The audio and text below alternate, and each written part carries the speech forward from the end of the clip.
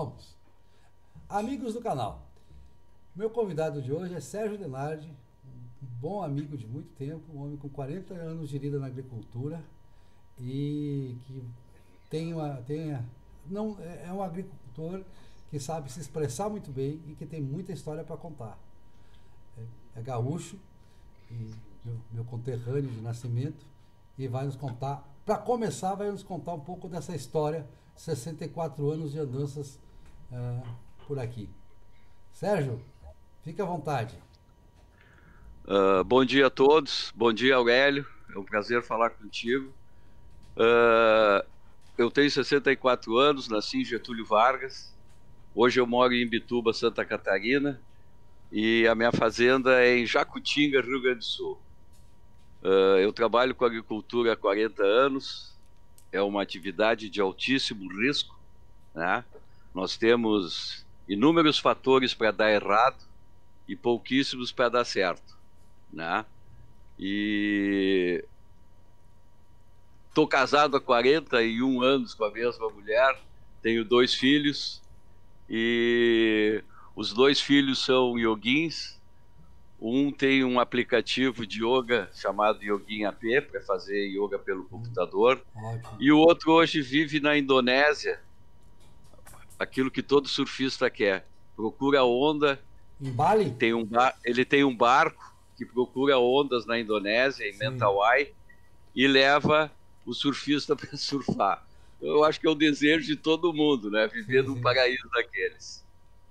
E estou à tua disposição aí para mais perguntas, meu amigo. Não, só você falou da agricultura dar certo é a exceção, né? Porque tinha um amigo meu que dizia que ele era pecuarista, disse, por que ele não fazia agricultura? Ele disse, olha, não, porque o agricultor é contra Deus. Se choveu é porque choveu muito, se não choveu é porque... Exatamente. Exatamente. Não, e tem uma série de outros fatores, né? Que hoje em dia a agricultura requer uma tecnologia muito grande. Sim. Não só no maquinário, como na questão do solo, né? E na questão também do plantio, né? Tecnologia na hora de botar semente, tecnologia dos tratos culturais, que são de controle de doenças e principalmente de doenças fúngicas, né? Em todas elas, tanto no soja, no milho, no trigo, todas exigem tratamentos fúngicos, né? A agricultura é muito criticada, né? A esquerda fala que nós envenenamos o mundo, mas na real eles chamam de agrotóxico, né? Sim. Nós chamamos de defensivos. Com certeza. Porque se nós não utilizarmos o defensivo, nós não vamos produzir. Se nós não produzirmos, nós vamos passar fome. Né? Eu vou mais longe. Você me permite a interrupção? Eu vou mais longe, Sérgio. A questão se você usa o defensivo, você agride muito menos a natureza. Porque você aumenta a produtividade. Aumentando a produtividade, você pode alimentar o mesmo número de pessoas numa área muito menor e respeitando o meio ambiente. Eu tenho certeza que vocês fazem hoje o plantio direto. Exatamente. O plantio direto foi uma revolução no Rio Grande do Sul, que eu lembro. Eu era pequeno, andava por aquela região ali de Passo Fundo, Acarazinho e Juí, e via as vossorocas, né? As terras. Deixa eu botar aqui para você. A erosão. As fotos. Eu estou compartilhando umas fotos aqui. Eu estou colocando aqui. Eu vou falando e a gente vai vendo as fotos. As fotos estão aparecendo aqui. Então, Sérgio, a gente via as vossorocas, a erosão que provocava a forma de plantio antiga. Então a tecnologia foi mudando isso com o plantio direto. O transgênico é uma grande proteção, né? Porque você bota Exatamente isso. Bota o glifosato, né? Eles criticam o glifosato, que o glifosato faz isso, faz aquilo. Mas acontece o seguinte, o glifosato, todo defensivo agrícola tem a maneira correta do uso, né? E essa tecnologia, o agricultor brasileiro domina totalmente, certo? Os eventuais envenenamentos com agrotóxicos, sabe? É principalmente pelo mau uso. Sim. O não uso do equipamento correto, principalmente, né? Exatamente. Porque isso acontece mais, por incrível que pareça, com um pequeno agricultor. Ele não usa máscara, ele não usa luva, ele fuma durante a pulverização. Sim, Para te ter uma ideia, hoje a exigência do Ministério do Trabalho, todo equipamento, todo trator que é utilizado para passar o defensivo agrícola, tá? Ele tem que ser gabinado. sim. Entendeu? O que é o gabinado? Tem que ser como se tu estivesse Fechado. dentro de um É, automóvel, ar-condicionado. Pô, eu, quando comecei na agricultura, Aurélio, nós era peito aberto em cima do trator. Né? Hoje em dia, era no chão, no barro e na poeira, né? o meu funcionário hoje fica ouvindo música enquanto está trabalhando, ar-condicionado ligado. Né? Então, é um avanço muito grande na tecnologia da agricultura, principalmente a brasileira. A brasileira é uma coisa espetacular. A Europa se preocupa com nosso aumento contínuo de produtividade na mesma área plantada, né?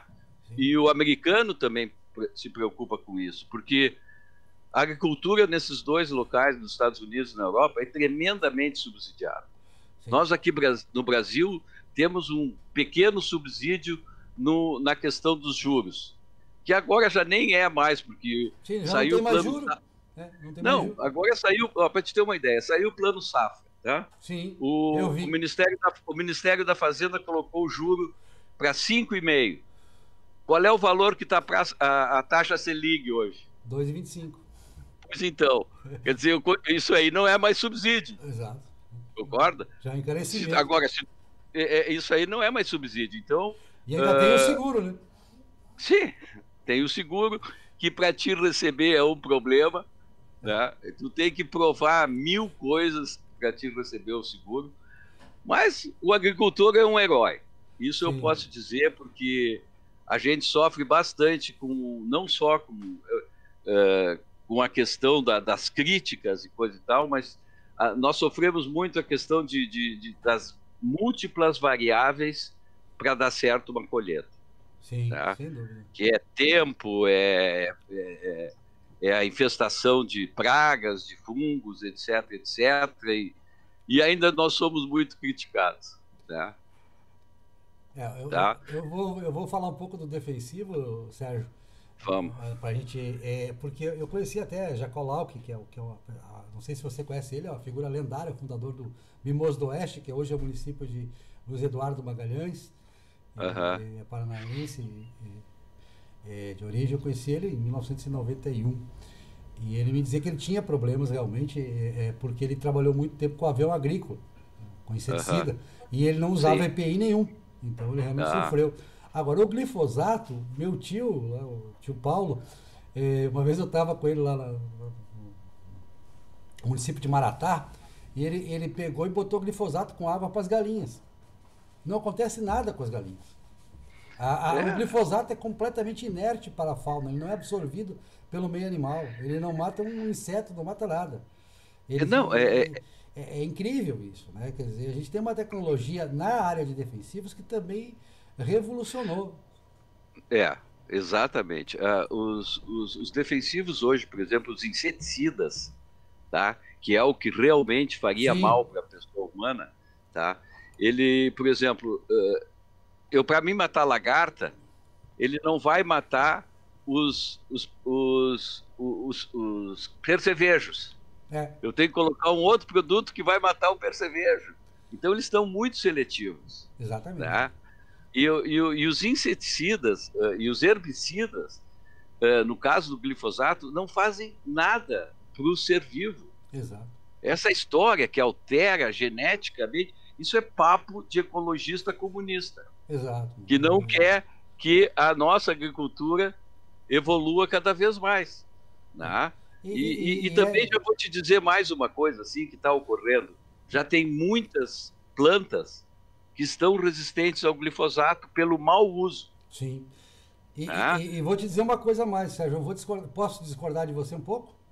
Claro. Você falou que, Eu sou um democrata, que essa discordância, que essa crítica vem só dos comunistas, não vem das pessoas ignorantes, das pessoas que não Sim, têm sim. Com informação. certeza, com É, certeza, e essa com certeza. desinformação é passada pela mídia o tempo todo. Eu vejo pessoas boas, É, honestas, dizendo: oh, os defensivos, os agrotóxicos estão acabando com o mundo. Ah, eu vou comer a comida com agrotóxico, vou morrer. Tomate tem que lavar muito, senão.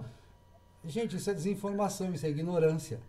é, Isso é é, não conhecer o que é a responsabilidade da agricultura, o papel da Embrapa, de todas. No exatamente. Rio Grande do Sul, a Emater, não sei se funciona ainda bem, Sim, sim, mas sim, teve continua. um histórico bom, né? Então, Aham, olha a foto aí da colheitadeira, né? Colheitadeira abastecendo o caminhão, estou vendo aqui. aham. Sim, Sérgio, agora eu queria retomar um pouco, você me contar como é que você nasceu, como é que foi sua família de origem, como é que Tá, você começou a cultivar e como é que você deu tá. isso tudo. Vamos lá, vamos lá. Eu nasci em Getúlio Vargas, tá?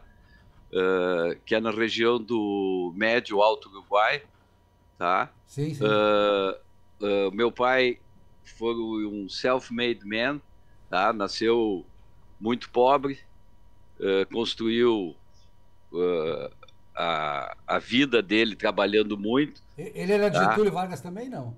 Ele era de Getúlio Vargas também. Meus avós, o meu avô veio na primeira leva que veio de italianos em 1890, Sim. né? Veio da Itália, e a minha avó era de origem alemã. A minha mãe é filha de um espanhol e de uma argentina, né? Olha. Então eu tenho, então eu tenho uma mescla boa dentro do meu sangue, né? Então Uh, você não é daqueles gaúchos que discriminam os argentinos, que falam mal de argentino. por conhecer, eu tenho umas reservas com eles. Por conhecer eles bem. Adoro aquelas piadas, né? Tá. Não, mas Aurélio, assim, aí meu pai, depois de muito trabalhar, ele, junto com alguns senhores, eles montaram a cervejaria Serra Malte, Ai, que tá? lindo.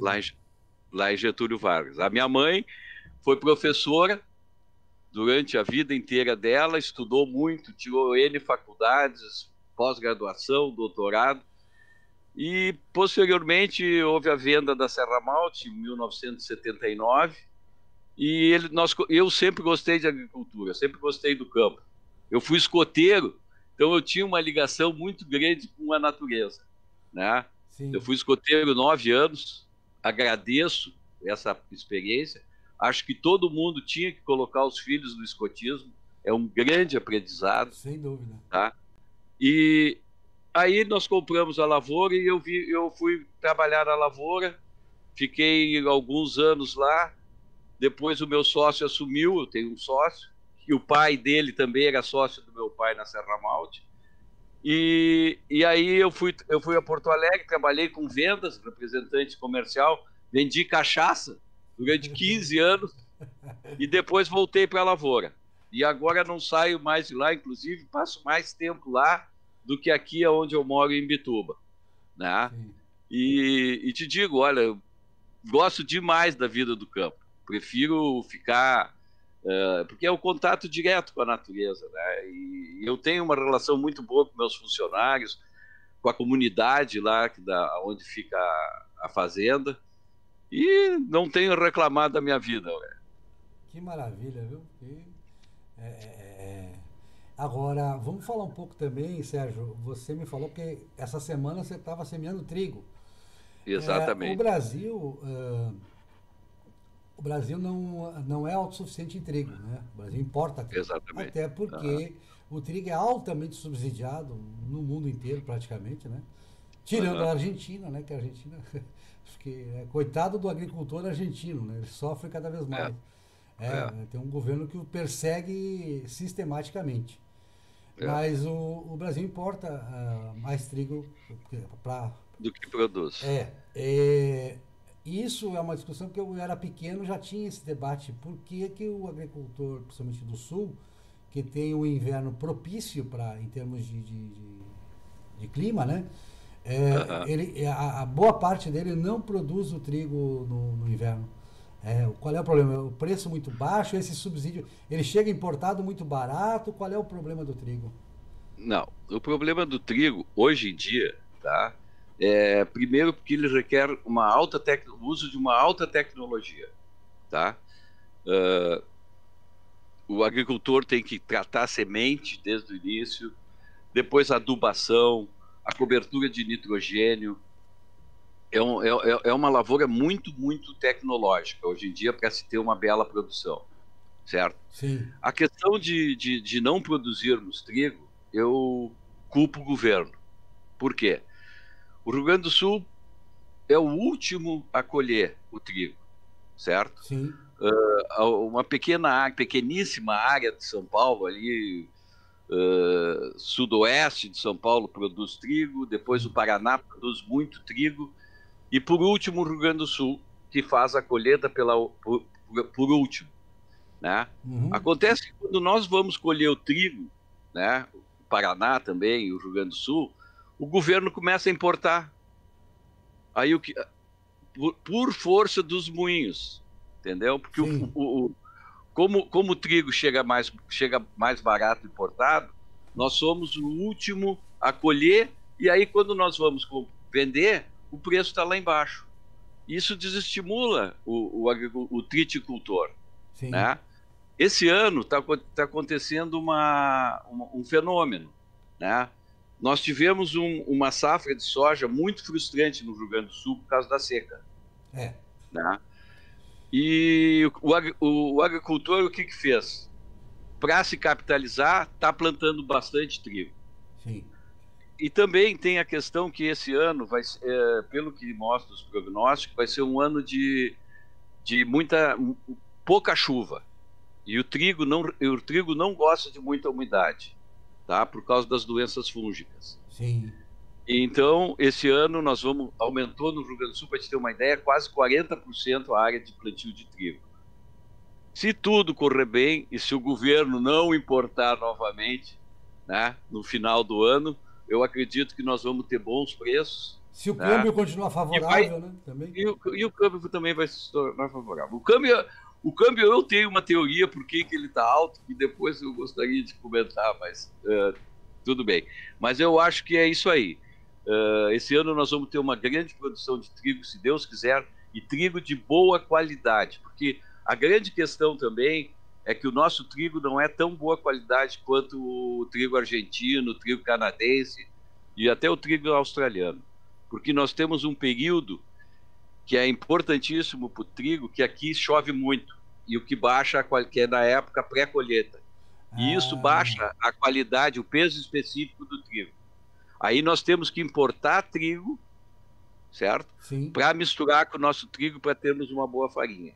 Embora o grande trabalho da Embrapa, da TNBio, que é uma empresa lá de Passo Fundo, no desenvolvimento de novas sementes, e sementes que eles chamam de trigo duro, que é um trigo que é misturado com o trigo pão, tá? E dá um melhoramento na farinha.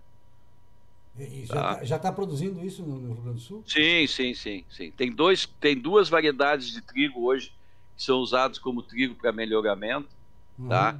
Que um se chama Noble e outro se chama... Agora me escapou o nome. Mas são trigos, inclusive, que o preço é um pouquinho melhor que o outro. Sim. A pergunta de ignorante, aquele macarrão grano duro tem a ver com esse trigo duro, não?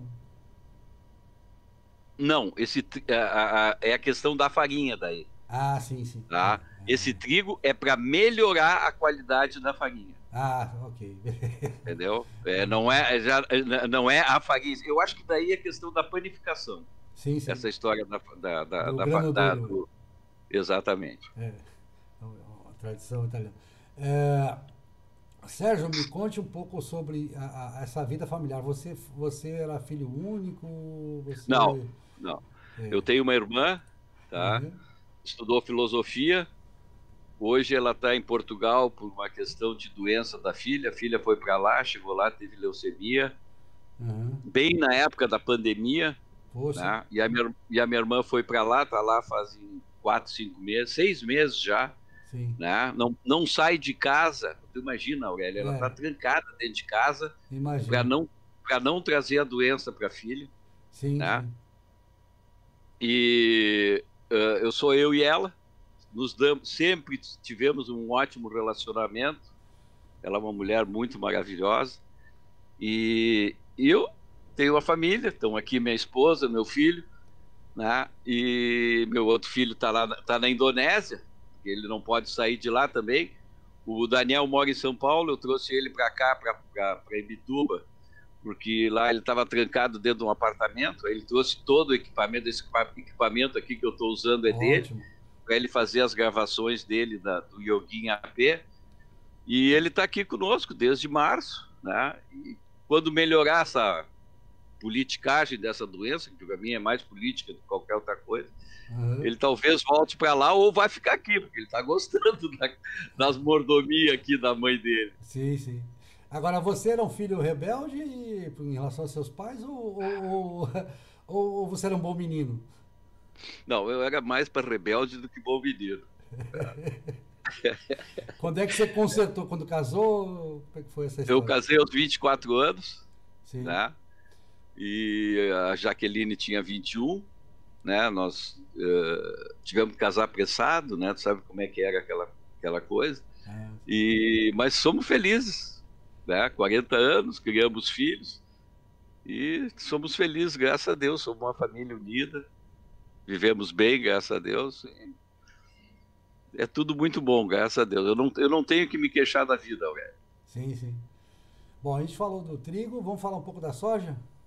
Pode ser. Pode ser. Você só planta soja ou planta milho também? Não, planto soja. Inclusive tem uma foto aqui da entrada da minha fazenda, eu vou mostrar, que tem o plantio do milho, porque nós, desde o início, nós fizemos rotação de cultura. Isso é uma coisa muito importante na agricultura, é a rotação de cultura, né? A monocultura, que tanto falo, a monocultura do soja. Ó, essa foto aqui que eu vou mostrar agora é a plantação de trigo lá na lavoura, de milho, na entrada da lavoura. E desde que o Bolsonaro assumiu, eu coloquei essa bandeira aí na entrada da fazenda, porque eu sou um patriota. Né? Então, isso aí é uma plantação do milho. O milho já está florescido ali, que tu pode ver, aquela parte mais amarelada em cima é a flor do milho, né? Sim, sim. E então, o que nós fizemos? Nós plantamos sempre 1/3. Essa aí é a minha casa lá na fazenda. Ó. Maravilha. É uma cabana, né? A gente sempre... Ó, isso aqui, essa foto aqui, só para ilustrar, para quem não conhece aí do Nordeste, quem não conhece geada, isso aí é geada, ó. Isso aí é um amanhecer, isso aí a temperatura estava perto de 0 grau, e a geada é uma condensação da água do solo e fica branco, parece neve, né? E voltando ao assunto há necessidade da rotação de cultura para a questão do solo, para melhoramento do solo, questão de doença, etc, etc, né? Agora... Hoje Não, continua. Não, hoje o plantio de soja, quando eu comecei na década de 80, a gente jogava semente no solo, germinava, eu vinha para a praia e voltava na colheita. Né? Agora, tu tem que ficar olhando desde o surgimento dela, desde que ela nasce no solo, né? Porque já começa com doenças. Sim, mas, né? Em compensação, a produtividade é muito maior do que naquela época. Naquela época a gente colhia 35 sacos por hectare, era uma enorme de uma produção. Hoje em dia, para te ter uma ideia, nós já tivemos área lá na minha lavoura, colhemos 92 sacos por hectare. Lógico que não foi toda a área, mas esse ano nós conseguimos fechar com uma média de 82 sacos por hectare. E a outra coisa que são as variedades desenvolvidas, né, por empresas, pela Embrapa. O Brasil tem muito a agradecer à Embrapa, certo? E é uma empresa estatal que faz um trabalho muito sério no Rio Grande do Sul, é trigo, no Paraná é soja, se eu não me engano já no Mato Grosso, ou por ali já tem uma outra Embrapa fazendo estudos de melhoramento de semente de soja e milho para aquela região, né? E as variedades, hoje, tu falou em soja transgênico, né? Uhum. A transgenia foi uma beleza para a soja. Sim. Porque, para te ter uma ideia, o que acontecia? Nós entrávamos na lavoura para passar um herbicida para a folha larga. Folha larga são as leguminosas Sim. que fazem competição com soja. E com a folha estreita, que é as gramíneas. Que abafam a grama que o pessoal tem em casa. Que abafa a soja, né? Exatamente. Ele provoca uma concorrência, né?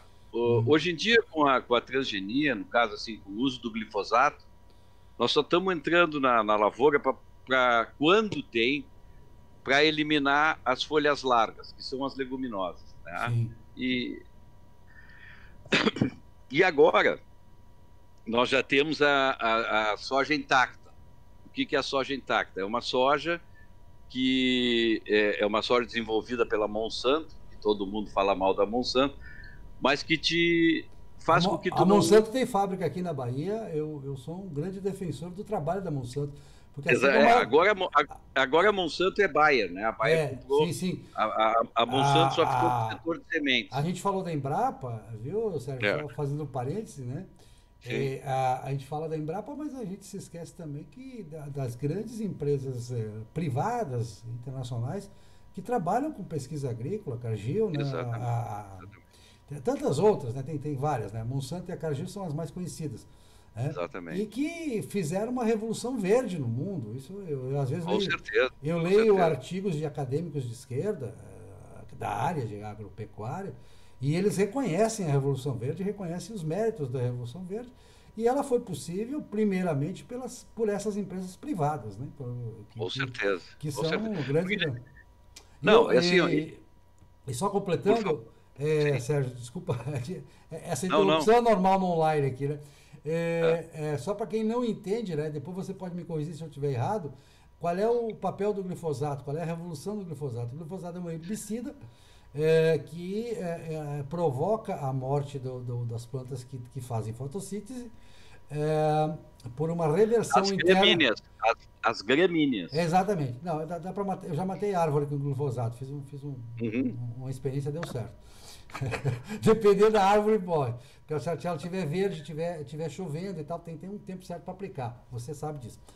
Aí o glifosato faz isso, e por a soja ser transgênica, e já pensada, né? Era o antigo Roundup da Monsanto, que era a marca registrada. Ela é resistente. O glifosato não a atinge. E o glifosato é extremamente tranquilo e ainda tem uma outra vantagem. Como ele apodrece a raiz da planta que recebeu, ele acaba adubando o solo. Adubando e arejando o solo. A matéria orgânica. Isso ajuda também no plantio direto, né? O plantio direto exatamente. E na pecuária, então, o glifosato é fantástico, né? Porque você não tem que ir lá lavrar. Então, você pega, por exemplo, um capim ruim. Não precisa mexer na terra. Você pega um capim ruim, você vai matar aquele capim ruim com o glifosato, ele vai ser sistêmico, no caso. E depois você simplesmente, em cima daquilo, você semeia um novo capim. Aí já vai pegar um negócio que, ecologicamente, ele só tem vantagens. Né? Exatamente. Não tem desvantagem nenhuma. Ele fez com que se diminuísse o uso de defensivo agrícola, de herbicidas. Exato. Né? Assim como essa nova tecnologia da Monsanto. Explica essa nova tecnologia que eu não conheço. Essa eu não conheço. Essa a soja intacta, a lagarta não come soja. Então tu não entra com inseticida. Então tu vê o que é a evolução, né? Tu não entra com inseticida para matar a lagarta. A Cargill, inclusive, tem um transgênico de milho para isso, né? Exatamente. Tem um transgênico. Não só a Cargill, a Pioneer, a Biogene, todas elas têm milhos que suportam o glifosato e milhos que suportam que a lagarta não come. Sim. Né? Porque o milho, tá?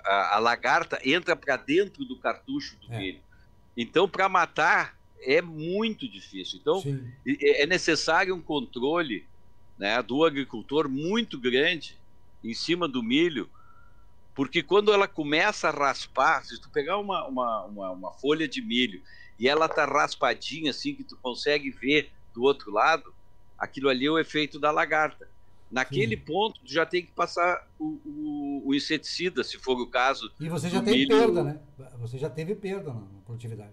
Sim, todo mundo tem, todo mundo. Porque no momento que a lagarta entra para dentro do cartucho do milho, o que ocorre? O milho, ela mata o milho lá dentro.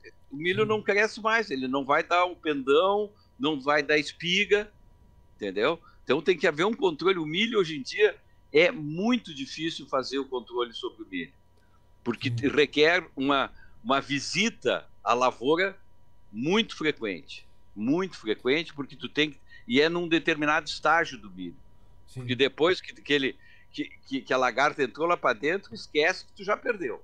Aquele pé tu já perdeu, né? E como o milho por metro linear tu coloca 5, 6 sementes por metro, tu perdendo um pé, certo? Já está perdendo quase 15% daquele metro linear de produtividade. Aí tu multiplica, né, por hectare, tu já vê o tamanho da tua perda. Sim. Sérgio, a gente sabe aqui, até porque isso aí eu acho que qualquer pessoa que acompanha mercados de commodities sabe, que em termos de valor final, valor total da produção, a soja bate no milho e bate no trigo, né? Quer dizer, lá no final da colheita você vai colher mais dinheiro com a soja, claro. Aí vai entrar a questão do custo. Não, eu não entrei na questão do custo. Assim, ó, de valor final, a soja hoje, pelas últimas cotações, ela vale mais de R$1 o quilo, né? Depois de. Mas assim, ó, por exemplo, assim, ó, no meu caso, eu tenho uma alta produtividade de milho, né? Você está com que produtividade de milho? Esse ano que passou... Você está com mais de 100 sacas de milho, né?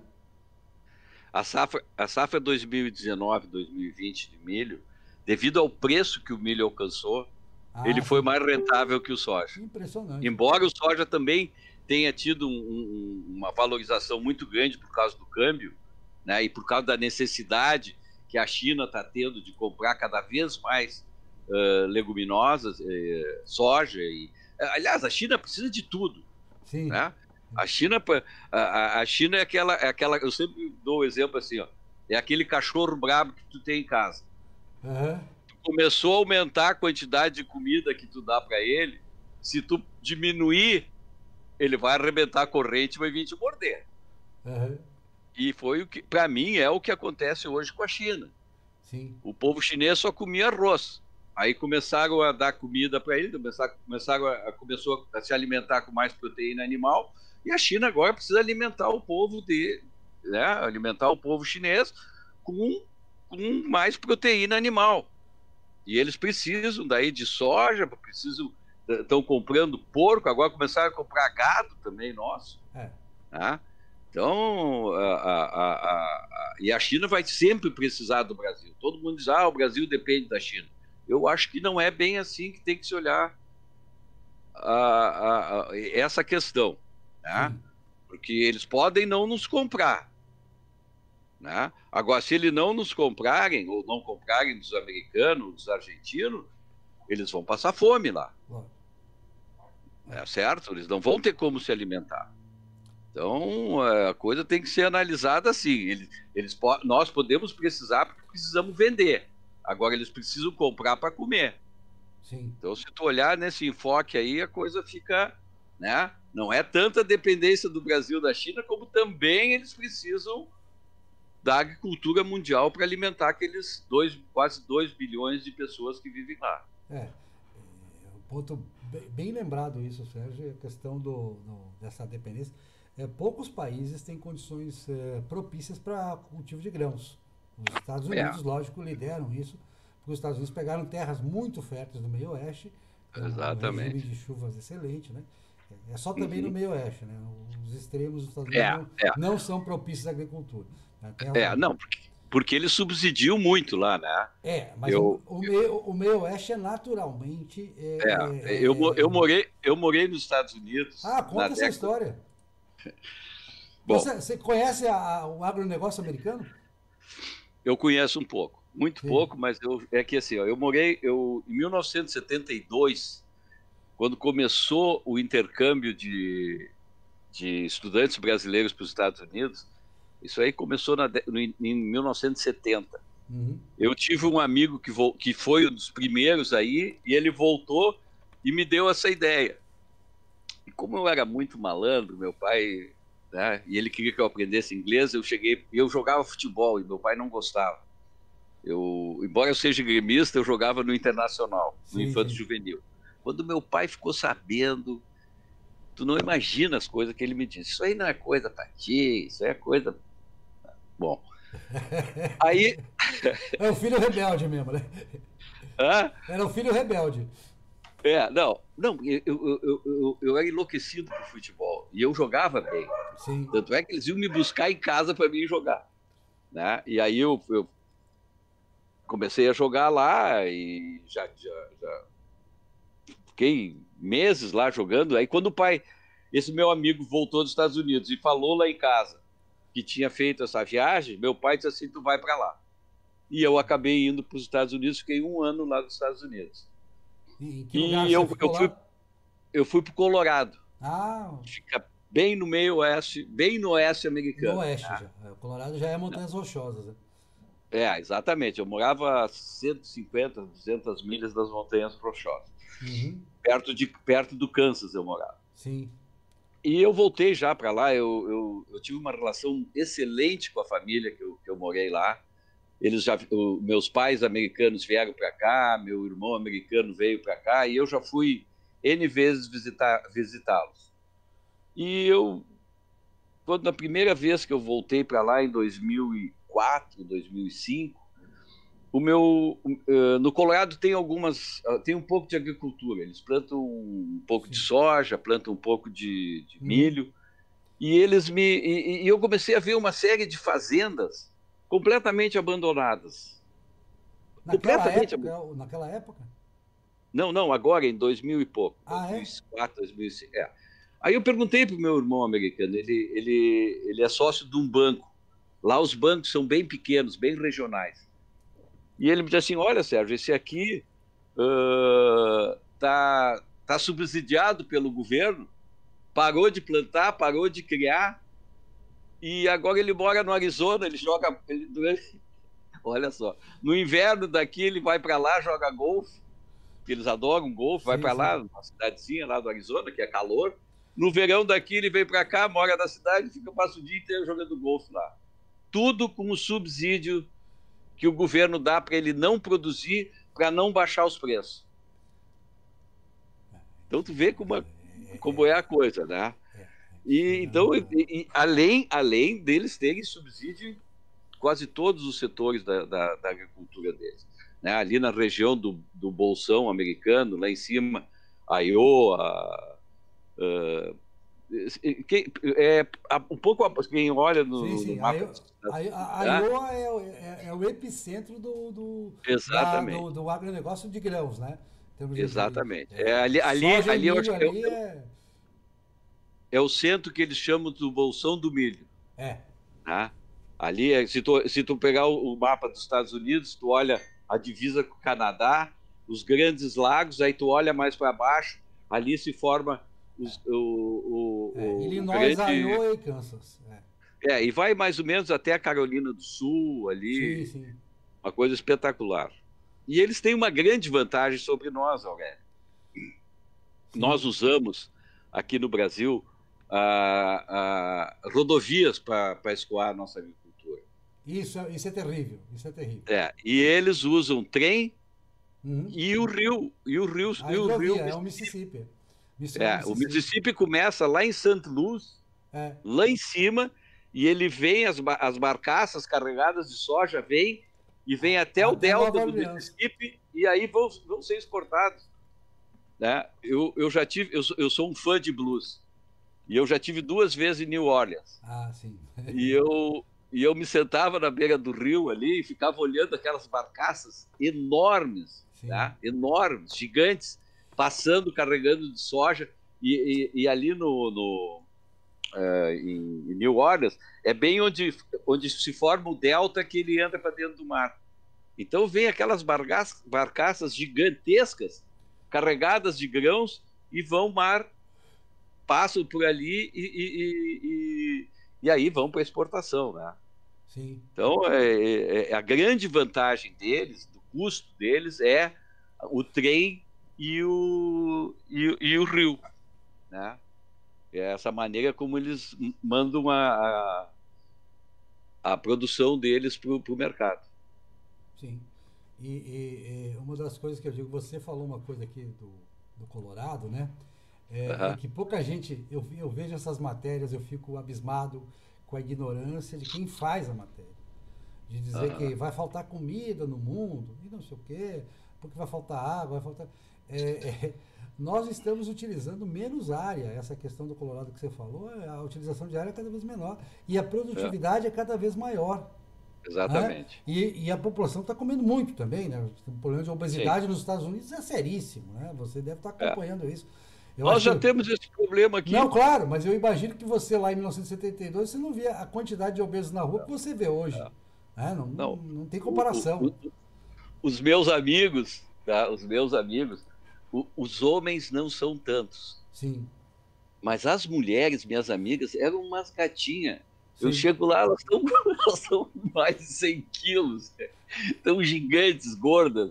Aí eu fui visitar uma, né? Porque Sim, lá no Colorado é assim, em outubro começa a nevar, certo? sim. E vai até quase março, né? Então muitas vezes eles não conseguem sair de casa, eles não têm onde fazer, onde ir. Sim.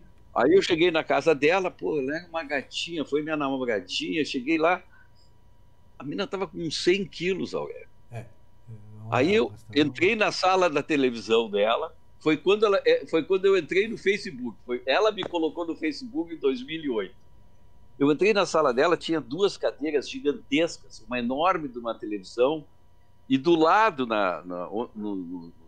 onde tu coloca os braços, tinha uns aparadores cheios de guloseimas. Sim. Eles não têm o que fazer, não podem sair de casa, ficam vendo televisão e comendo porcaria.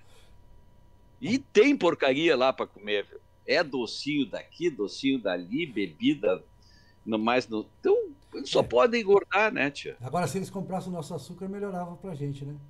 E o nosso leite, então, Não, que é uma vergonha. eles não compram o nosso açúcar.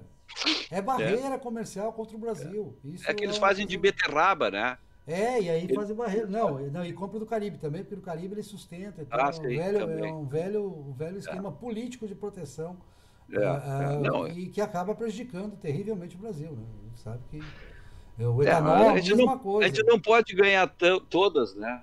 Não, mas aí é aquela história, Sérgio. Se você pegar.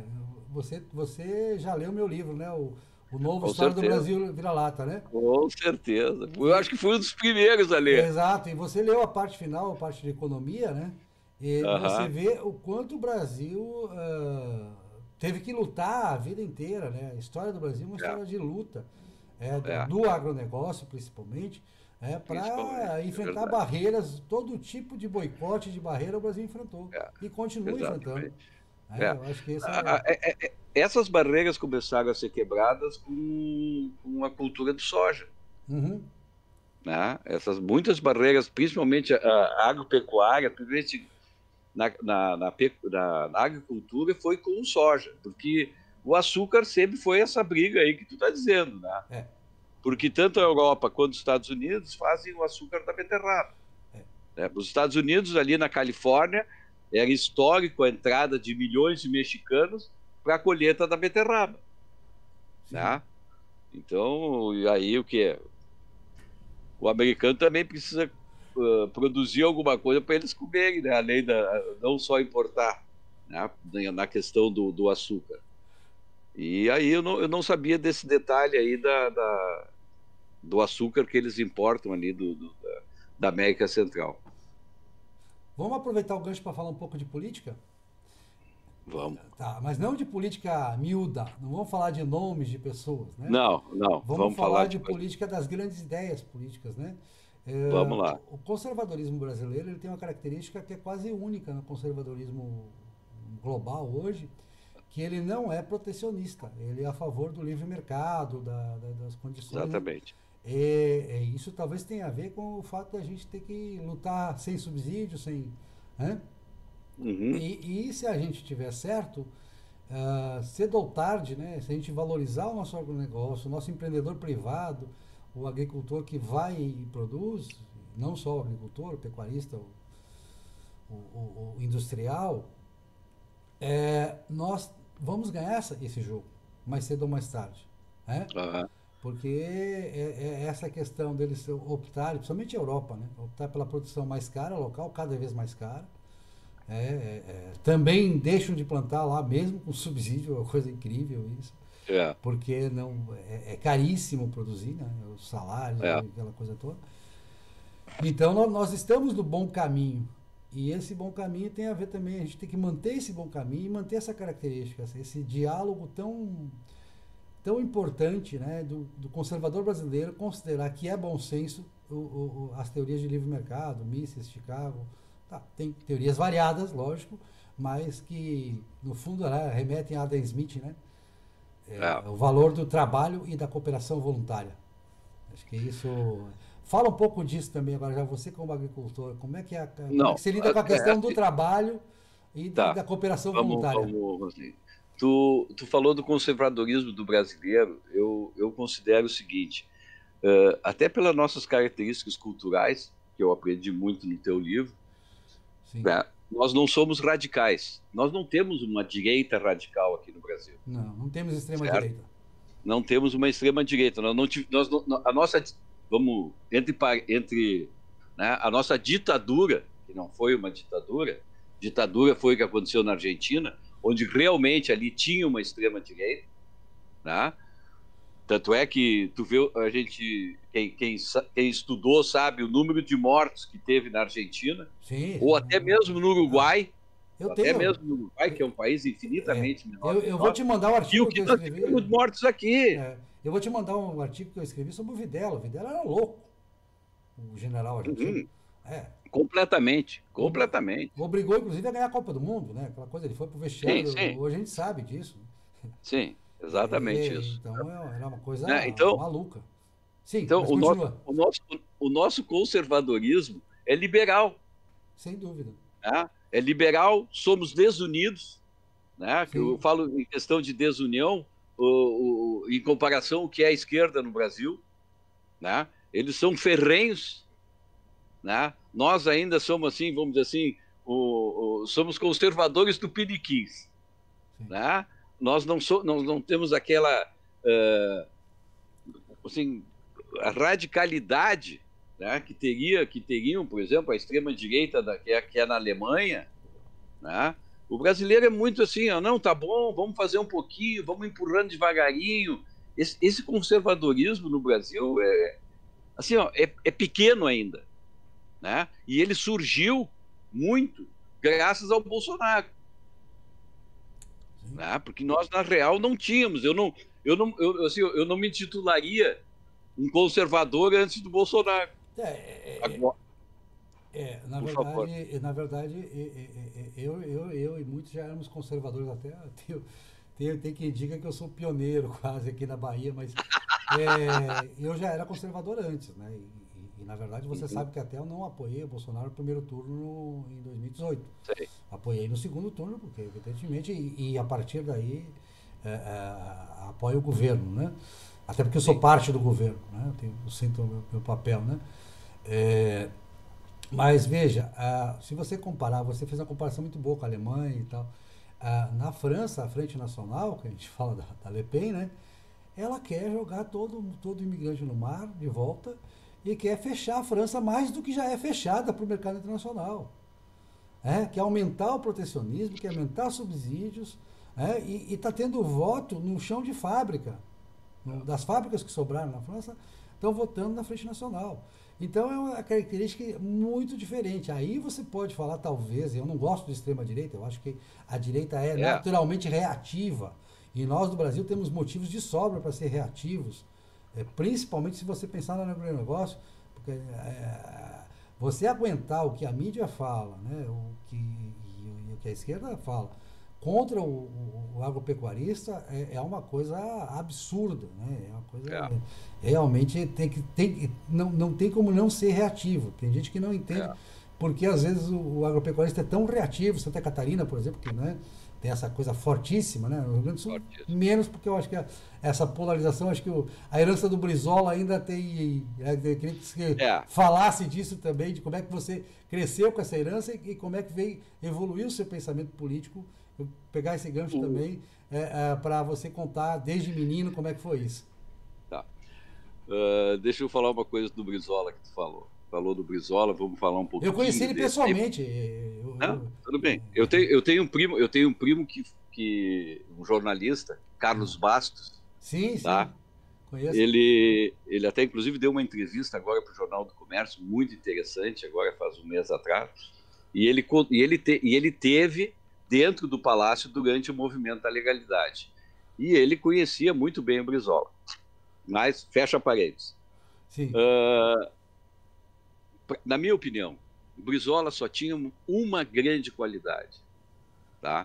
Que ele se preocupou com a educação. E fez pela educação, aqui no Rio Grande do Sul, o que nenhum outro político fez em toda a história do Rio Grande do Sul. Para te ter uma ideia, na minha fazenda, eu tinha uma brizoleta. Eu lembro. Meu pai falava muito disso. Meu pai falava muito disso. Isso. O que é brizoleta? Brizoleta eram pequenas escolas. Eu sei. Feitas de madeira, eu sei. Tá? Que as crianças iam estudar. Né? Então, eu acho que a única grande qualidade do Brizola era essa, e de resto ele era um revolucionário. Né? Ele era um socialista. Né? Então, vamos parar por aí da conversa do Brizola, porque ele é muito controverso e tem muita gente que apoia ele, tem gente que não gosta. Né? E na minha opinião, a questão do tráfico no Rio aumentou do jeito que aumentou e da maneira como aumentou quando ele proibiu a subida da polícia nos morros. Não sei se tu te recorda, quando ele ganhou a segunda vez no Rio de Janeiro, ele teve grande apoio das favelas em cima dessa pequena... esse pequeno ato político dele. Posso discordar de ti mais uma vez? Pode, claro. Não, se eu fosse governador, quando o Brizola foi governador, naquela época, final dos anos 50, começo dos anos 60, eu teria feito para a educação também. Mas não da maneira como o Brizola fez, porque as brisoletas eram todas estatais. Você leu no meu livro, no História do Brasil Vira-Lata, que é o papel que as escolas comunitárias tinham, principalmente na região alemã. Você, descendente de italianos, exatamente, talvez não tenha essa dimensão. Os italianos demoraram muito mais nesse processo no Rio Grande do Sul. Né? Mas os alemães tinham escolas comunitárias e disso veio Unicinos e tanta coisa que ainda resta, né? Escolas privadas aí da comunidade de descendência alemã do Rio Grande do Sul. E se eu fosse Brizola, eu, em vez de botar as brisoletas, eu colocaria sim essas escolas, mas chamaria para fazê-las, resgataria aquilo que Getúlio matou no Rio Grande do Sul, que Getúlio mandou fechar na época do Estado Novo, que eram as escolas comunitárias. Eu sou adepto da teoria do voucher, né? A gente está vendo o ProUni, por exemplo, tem muito mais resultados a apresentar. Elogio o Lula pelo ProUni, que é um sistema de voucher, um sistema liberal. Ele apresentou muito melhores resultados do que, considerando o dinheiro gasto, do que as universidades federais ou que o FIES, que é um problema, né? Que ele não seleciona. O ProUni vai para os pobres realmente, focado nos pobres e traz resultados, né, de ensino. Com certeza. Então eu sou adepto dessa ideia do voucher e da escola privada, principalmente no Rio Grande do Sul, que tinha essa tradição tão bonita, tão linda das escolas comunitárias. Que é uma coisa que vem da Europa também, que faz toda a diferença. Nos Estados Unidos tem muito também ainda, né? Não, mas aproveitando esse teu gancho aí, assim, os alemães chegaram primeiro no Rio Grande do Sul que os italianos. Sim, certo? Bem antes. Escolheram as melhores terras. Há controvérsias, mas tudo bem. Tudo bem. Mas, assim, teoricamente, eles escolheram os vales. Sim. Tá? E a qualidade do imigrante alemão era muito melhor que a qualidade do imigrante italiano que veio para cá. Sim, isso não é uma discriminação étnica, fique claro. Não, absolutamente. É uma questão Absolutamente. Não, de não. que Se eu discriminar, eu estou me discriminando a minha família. Não, porque a Itália estava num momento deplorável em termos de educação básica. As pessoas vinham analfabetas da Itália, sem tecnologia. Enquanto que o alemão já trazia aquela revolução que houve na Alemanha do ensino básico, chegava aqui com 90% alfabetizado. Essa era uma diferença fundamental. Mas continue. E continuaram com essa alfabetização. Sim. Alemã. Tanto é que eu tive colegas, e eu tenho um amigo meu, um historiador, o Neivio Fabris. Ele casou com uma menina de origem alemã, que até os 8 anos ela falava só alemão. Ali perto, na região de Panambi, em Santa Clara, ali por ali, Panambi não, Vitor Kreff, por ali. Ela só falava alemão em plena década de 60. Né? E aprendeu a escrever e a ler em alemão. Depois disso, viu, Sérgio? Em casa, eu e minha irmã não aprendemos alemão. Mas meus pais sabiam, e era o idioma nativo deles, né? Era o idioma de origem deles. E eles, quando eles não queriam que a gente entendesse alguma coisa, eles falavam em alemão. E agora aconteceu um episódio engraçadíssimo, que foi o seguinte, né? Uns 3 anos atrás, eu tô no terceiro casamento, fui com a minha esposa para o Rio Grande do Sul, né? E aí fui visitar meus parentes lá em município de Maratá, numa localidade chamada Macega. E também minha mãe e os parentes, quando não queriam que a gente entendesse alguma coisa, eles falavam em alemão. Claro. E minha esposa ficou... Falavam mal. Minha esposa falou assim, por que eles estão falando? Com certeza. Quando ela voltou para cá, ela contratou uma professora de alemão, dizendo, a próxima vez que eu for, eu quero entender o que eles estão falando. Não, e assim, ó, por exemplo, assim, tu sabe bem, tu morou em Caxias, né? Sim, sim. Tu nasceu em Caxias, inclusive. Nasci em Caxias. O italiano veio para cá, falamos de 4, 5 tipos de italiano. Sim. Né? Eram diversos dialetos. Né? E o alemão não, o alemão veio para cá e falou alemão, não tinha dialeto alemão. Né? Isso aí também complicou muito a chegada aqui do italiano. Na verdade, o italiano é o seguinte, eu até expliquei no livro, você deve ter visto. Em São Paulo, você tinha várias procedências, né? Os calabreses eram uma coluna forte e tal. Mas o Caxias do Sul foi 100% quase que vêneto. Então, o dialeto vêneto é que predominou. Exatamente. Com uma dificuldade de diálogo com o italiano gramatical, né? Até hoje, exatamente. Nem eles se entendiam. O italiano gramatical tem como base o antigo dialeto florentino. Ele é mais uma região diferente de Veneza. Então... exatamente. Bom. Mas continue sua história aí. Eu quero saber só. A gente fugiu do ponto. A formação das suas ideias políticas. Como é que você foi se posicionar? Vamos lá. Qual era a posição do seu pai para começo de conversa? Seu pai era brisolista, não era? Ou era contra? Porque no Rio Grande do Sul você é chimango ou maragato, né? Então... Eu sou chimango. Sim. Eu sou chimango. Eu li embora depois ele teve, eu li a biografia do Assis Brasil. Foi um grande homem desse país, pode-se dizer, né? Sim. E ele, inicialmente, ele era chimango. Tá? Ele era... positivista. Ele era... Exatamente. Tá? Posteriormente, por uma briga política, ele mudou para o outro lado. Mas as ideias dele, né, foram excepcionais. Tá? Ele foi o homem que trouxe o milho para o Rio Grande do Sul, né? Na fazenda dele em Águas Claras, lá no sul do Rio Grande do Sul, ele chegou a plantar 50 hectares, olha, uma área grande, né, de milho. Sim. Mas, voltando ao assunto, como é que é a minha formação política, eu estudei no Rosário, né, Colégio Rosário, primeiro escola pública. Porto Alegre. Né? Em Porto Alegre, escola pública. Né? Estudei meu primário no Colégio Rio Branco, né? Posteriormente, eu passei no exame de admissão, que ninguém sabe o que é isso, né? Sim. Mas... Era concorrido para o Rosário a admissão? Eu fui estudar no Rosário.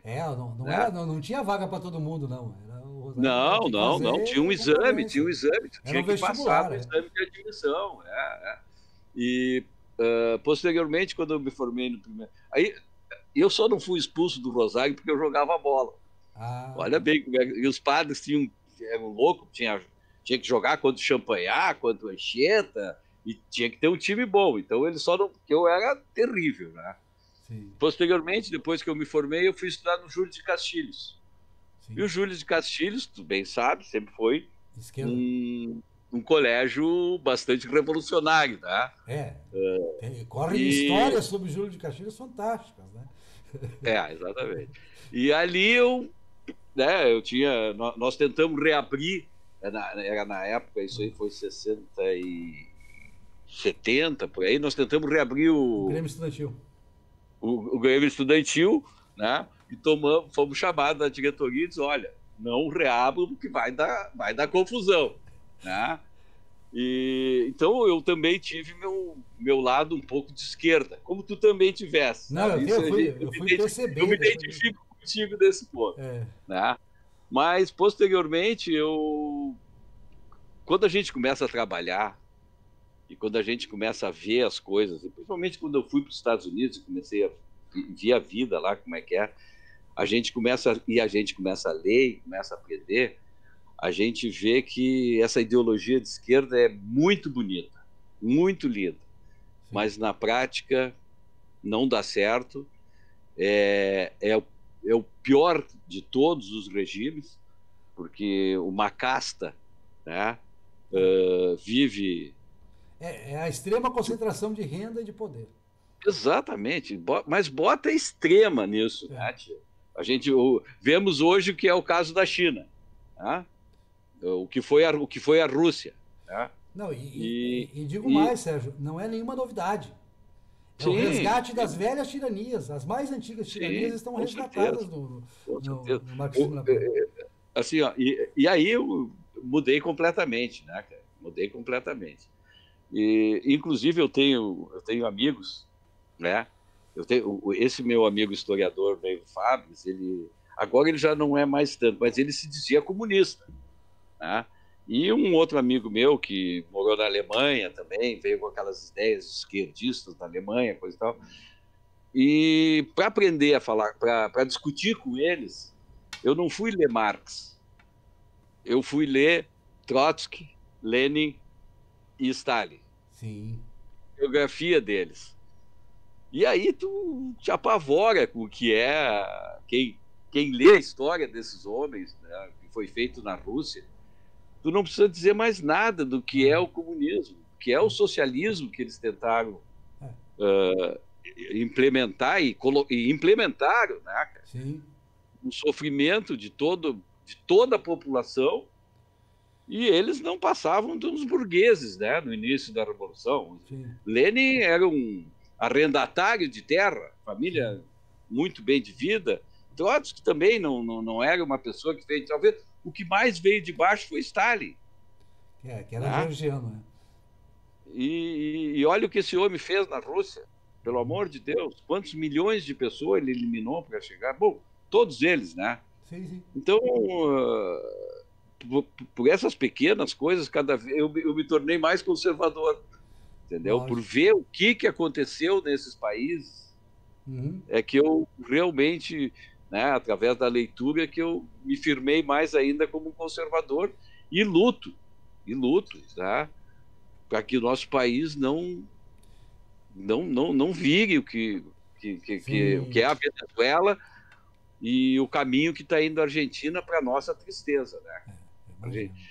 Eu tenho parentes na Argentina e eu recebo constantemente notícias deles que é aterrorizantes, né? Realmente. E agora, falando da Argentina, eu acredito que vai haver uma guerra civil lá. O agro, que é a grande força da Argentina... É o que sobrou da economia argentina. A Argentina tem uma longa desindustrialização, não tem a indústria morreu. Mas eles já não tinham muita coisa, né? A coisa forte deles era a indústria automóvel. Era a indústria automobilística. Na verdade, em 1910 eles tinham. Sim, mas aí o Perón acabou com tudo. O Perón já foi a praga. Perón com tudo. O Perón começou com os sindicatos e os sindicatos acabaram com a Argentina. Né? Essa é a realidade e é uma coisa que eu sempre falo. Nós não podemos dar força para os sindicatos, porque eles vão acabar com o Brasil. Os sindicatos corporativistas, não tem nada É, contra, eu não tenho nada é. contra o sindicato que vê questão de condições de trabalho e tal, que Não, tudo bem, eles desvirtuam isso. exatamente, existe um aparelhamento do sindicato e aí o Eles aparelhamento político do desvirtuam isso. sindicato, ele não vai trabalhar para o trabalhador, né? Não vai servir ao trabalhador. Sim. Não, eles para trabalhador, né, eles trabalham mais para eles do que para o trabalhador. Exatamente. Né? Tu sabe que os dirigentes sindicais hoje em dia, né, vivem babescamente, se eternizam no poder, né? Principalmente sindicato ABC e essas coisas aí, por aí que tem aí, que é uma vergonha. Tá? Agora, e são gente muito despreparadas. Sim, sim. São gentes bem preparadas ideologicamente e muito mal preparadas para a finalidade deles, que é o bem do trabalhador. Exatamente. Agora, você falou um negócio que dá aquela frase, que eu não lembro de quem é a frase. Sempre tem uma controvérsia sobre essa frase, que quem não é socialista aos 20 não tem coração, quem continua socialista aos 40 não tem inteligência. Então... mas eu a gente tá nessa, né? Eu parei de ser socialista quando eu comecei a trabalhar na lavoura, porque assim, a minha lavoura, ela o primeiro assentamento do MST foi na Fazenda Anone. Que é aí pertinho, né? Que é pertinho da minha lavoura. O que nos separa é a barragem do Rio Passo Fundo, tá? Praticamente. E essa só assim, uma história. A Fazenda Anone tinha mais de 2.000 hectares de mato. Era uma fazenda muito grande, era acho que 10.000 hectares. O assentamento ficou dentro da fazenda e na beira da estrada, depois dentro da fazenda. Aurélio, eles acabaram com o mato. Eles não produziram um grão, não fazem nada. Aí tu passava ali, eles estavam só corte de madeira, acabaram, entendeu? Parecem formiga, tá? E aí, vendo aquelas coisas ali, eu modifiquei bastante, graças a Deus.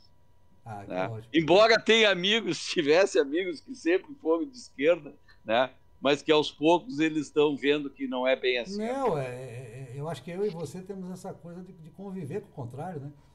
Exatamente. Eu acho que isso é bonito. Acho que essa formação da gente também ajuda a separar, né? Essa questão pessoal, do relacionamento pessoal do que a gente pensa. Bom, a gente já passou de 1 hora, Sérgio. Nem notei, nem notou. Foi tão agradável que a gente já passou de 1 hora. E eu quero te dizer que a gente tem que continuar essa conversa em outro momento também, viu? Que a gente tem que ir lá pela frente a gente fazer uma segunda ou uma terceira entrevista. Tudo bem. Tô adorando essa conversa. Eu sei que os meus parentes lá do Rio Grande do Sul, né, vão gostar, porque o pessoal que ainda está na lida agropecuária, então vai gostar muito. Né? Diz para eles que eles são heróis. Não, eles sabem disso. Mas a gente vai ter que continuar essa conversa mais adiante. Mas eu queria deixar agora esse tempo final livre para você, para falar à vontade. Não vou te interromper, tá? Que eu interrompo muito.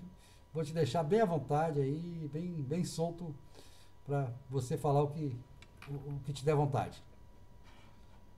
Bom, quero agradecer pela oportunidade aí de expressar a minha opinião em vários assuntos, né? Embora eu não seja um grande estudioso, mas quero dizer que eu li o teu livro e aprendi muito. Eu acho que todo mundo tem que ler para aprender.